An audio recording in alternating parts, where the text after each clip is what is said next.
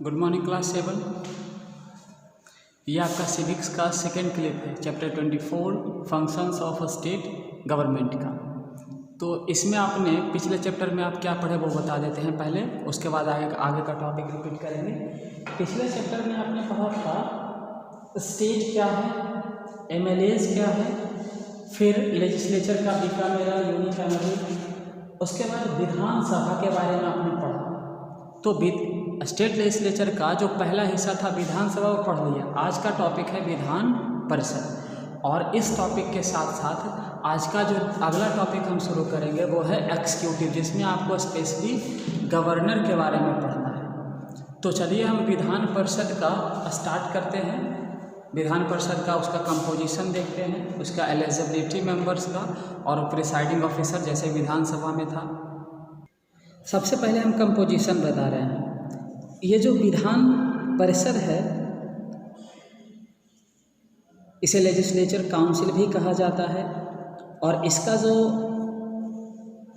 Member होते हैं उसमें से 1/3 मेंबर बदलते हैं, बाकी मेंबर परमानेंट होता है। ये परमानेंट हाउस होता है, यानी मिनिमम 40 मेंबर हमेशा चेंज होते हैं। और ये जो बॉडी है, ये असेंबली जो है, इसे भंग यानी डिसॉल्व नहीं किया जा सकता है, और हर दो साल पे 1/3 मेंबर को बदल दी जाती है।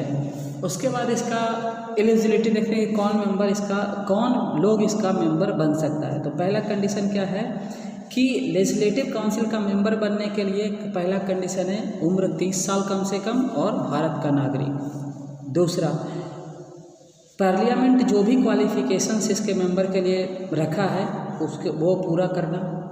तीसरा, विधान परिषद परमानेंट हाउस है, तो ये लोगों के द्वारा नहीं चुना जाता है, बल्कि लोगों के इनडायरेक्ट वे में ये चुनते हैं। तो इसमें जो मेंबर चुने जाते हैं वो कहाँ से लिए जाते हैं वो देखें। इलेक्शन तो होता नहीं इसका, तो कैसे लिया जाता है वो देखें। 1/3 मेंबर जो होता है वो इलेक्टोरल कॉलेज, यानी इलेक्टोरल मतलब municipal committee, district board and local self government से इसके मेंबर को चुना जाता है। दूसरा, 1/3 मेंबर विधानसभा से लिए जाते हैं, जो इसका पहला लेजिस्लेचर का पहला हिस्सा था, ये तो विधान परिषद है। तीसरा, 1/6 मेंबर गवर्नर अपॉइंट करता है, आर्ट, लिटरेचर, साइंस या सोशल सर्विस से जो भी इम्पोर्टेंट पर्सन हो उससे। उसके बाद चौथा, 1/12 पर्सन जो होता है वो चुना जाता है हायर सेकेंडरी स्कूल्स में जो 3 साल लगभग इलेक्शन में खड़ा हुआ हो उससे टीचर्स को। फिर 1/12 चुना जाता है ग्रेजुएट लेवल पे, जो खड़ा हुआ हो कम से कम 3 साल तक किसी कॉलेज में। फिर इसका प्रिसाइडिंग ऑफिसर कौन है वो देखें। इसका प्रिसाइडिंग ऑफिसर है चेयरमैन और डिप्टी चेयरमैन। प्रिसाइडिंग मतलब संचालन करने वाला ऑफिसर, और इसके चेयरमैन ही सारा काम करता है, लेकिन चेयरमैन अगर नहीं हुआ तो उसके जगह पे डिप्टी चेयरमैन काम करता है। तो ये था आपका क्या, विधानसभा जो कंप्लीट होता है। अब इसके बाद देखते हैं यहाँ का अगला पॉइंट जो आपको यहाँ पे दिख रहा है वो है powers and duties of state legislature. तो उसके पावर्स और ड्यूटीज को समझना है, तो सुनने पे फोकस कीजिए। ये जो स्टेट लेजिस्लेचर होते हैं ये 66 सब्जेक्ट्स पे लॉ बनाता है, वो भी स्टेट लिस्ट में, और कंकरेंट लिस्ट में 47 सब्जेक्ट पे ये लिस्ट बनाता है। हम 3 लिस्ट बताए थे पिछले क्लिप में, यूनियन, स्टेट और कंकरेंट लिस्ट, और इसी लिस्ट के तहत स्टेट और सेंटर का पावर बांटा हुआ रहता है। और यदि मान लीजिए कोई कंकरेंट लिस्ट में स्टेट कोई लॉ पास करता है और उसी सब्जेक्ट पे सेंटर भी कोई लॉ पास करता है, तो सेंटर का लॉ ही पास होगा। तो ये लॉ कैसे बनाया जाता है, तो ये लॉ बनाए जाते हैं जो स्टेट लेजिस्लेचर का जो मेंबर्स होता है उसके थ्रू। किसी भी क्वेश्चंस पे यही लोग सवाल करा करते हैं, और इसी लेजिस्लेचर के जो मेंबर होते हैं वो उसका सॉल्यूशन भी देते हैं। हाँ, ये जो मेंबर होते हैं मीटिंग को रोक सकते हैं या रोक सकते हैं, लेकिन इसको लॉ बनाने में, स्टेट लेजिस्लेचर को लॉ बनाने में एक लिमिटेशन है। लिमिटेशन क्या है कि जो इंडियन कॉन्स्टिट्यूशन के जो मेकर्स हैं उन्होंने क्लियर कह दिया है कि किसी भी लॉ से देश की यूनिटी टूटनी नहीं चाहिए। यदि स्टेट गवर्नमेंट कोई ऐसा लॉ पास करता है जो नेशनल यूनिटी को डिस्टर्ब करता है तो वैसे लॉ को बिना प्रेसिडेंट के अप्रूवल के पास नहीं किया जा सकता, यानी प्रेसिडेंट जब अप्रूव करेगा तभी वो लॉ पास किया जा सकता है। इसके बाद हम देख रहे हैं कि ये जो स्टेट लेजिस्लेटिव असेंबली होता है इसका पोजीशन क्या है। पोजीशन भी इसका सुन लीजिए लेजिस्लेटिव असेंबली का। ये बहुत ही स्ट्रांग होता है, ये पावरफुल भी होता है और ये स्टेट एग्जीक्यूटिव को कंट्रोल करता है। स्टेट एग्जीक्यूटिव आप को पढ़ोगे। अब आगे का अगला टॉपिक आप देख रहे हैं relation between Vidhan Sabha and Vidhan Parishad. विधानसभा का दूसरा नाम क्या बताए थे? लेजिस्लेटिव असेंबली, और विधान परिषद का लेजिस्लेटिव काउंसिल। तो इन दोनों के बीच का रिलेशन क्या है? देखिए यहाँ पे रिलेशन दिया हुआ है। पहला रिलेशन जो है, जो लेजिस्लेटिव असेंबली होता है किसी राज्य के लिए ज़रूरी है, बट लेजिस्लेटिव काउंसिल जो है वो ऑप्शनल है। दूसरा, किसी भी मैटर पे जो state executive legislative council, state executive के किसी भी मैटर पे सिर्फ लेजिस्लेटिव काउंसिल का ही पावर होता है और यही गवर्नमेंट का टॉप में भी आता है। और किसी भी तरह का ऑर्डिनरी बिल जो होता है वो लेजिस्लेटिव काउंसिल इंट्रोड्यूस कर सकता है, लेकिन जो मनी बिल है वो लेजिस्लेटिव काउंसिल इंट्रोड्यूस नहीं कर सकता। हाँ, उसमें देर कर सकता है बट उसको हमेशा के लिए परमानेंटली रोक नहीं सकता है।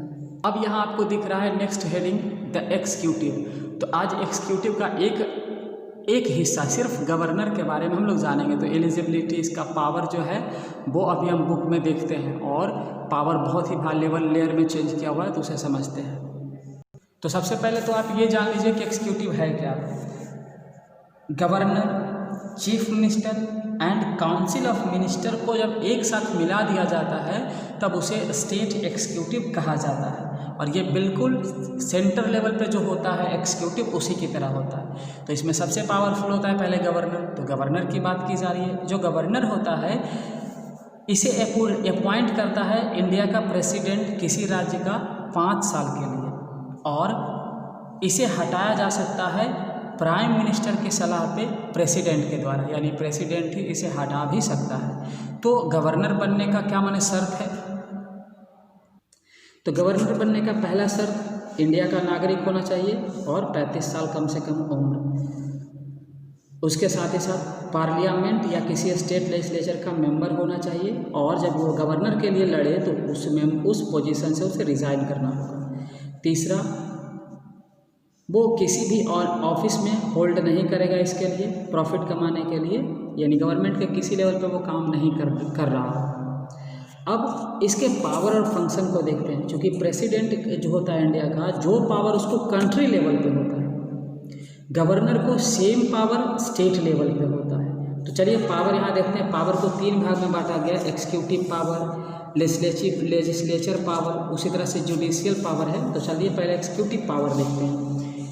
ये जितना भी कॉन्स्टिट्यूशनल हेड होता है ये स्टेट का, तो जो भी लीडर होते हैं, मतलब जो मेजॉरिटी पार्टी होता है उसके लीडर को ये अपॉइंट करता है, यानी विधानसभा के चीफ मिनिस्टर को यही अपॉइंट करता है। दूसरा, काउंसिल ऑफ मिनिस्टर के जितने मेंबर होते हैं वो चीफ मिनिस्टर की सलाह से यही अपॉइंट करता है। तीसरा, जो अटॉर्नी जनरल होता है, यानी एडवोकेट, चेयरमैन या स्टेट पब्लिक सर्विस कमीशन का मेंबर्स, उसे भी यही अपॉइंट करता है। अब चलते हैं लेजिस्लेटिव पावर्स में। इस पावर्स में क्या है कि ये क्या करता है, लेजिस्लेटिव असेंबली के सेशंस को ओपन करता, स्टार्ट करता है। कोई भी बिल या लॉ इसके सिग्नेचर के बिना पास नहीं हो सकता है। ये लेजिस्लेटिव असेंबली को डिसॉल्व भी कर सकता है बिना 5 साल पूरे हुए।